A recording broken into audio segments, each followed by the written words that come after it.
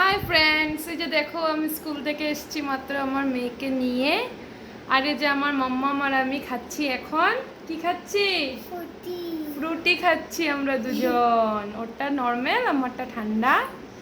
তো এই গরমে এগুলি ভালো লাগে। আমার মেয়ে বলেছিল যে মা রাস্তাতে চিপস খাবো, কিন্তু আমি দেইনি। তো ফ্রুটি একটা দিয়েছে, যদিও ফ্রুটিটা ভালো না, তথাপিও দিয়েছি আমি, কারণ আমার মায়ের মন রক্ষা করার জন্য। কালকে থেকে আমি আনতে যাব না, ঠিক আছে? না বাবা, কালকে থেকে আর হবে না। আবার স্কুল স্টার্ট। না, লেট করে গেল, আমার হবে না। তোমাকে নিয়ে আসবে আঙ্কেল। তো কালকে থেকে আমার একটু রেস্ট না, আম্বুবুচি ছাড়বে, আমার প্রচুর কাজ। আমি শনিবারে তেল সিন্দুর দিব, তেল পান দিব মা বিপদনাশিনীকে। তো আমার অনেক কাজ, তার জন্য আজকে দাদাকে বলে আসছি তুমি কালকে থেকে তুমি দিয়ে আসবে। তো এই যে আমার মেয়ের মনটা খারাপ হয়ে গেছে, কালকে থেকে মা যাবে না আনতে, তাই না?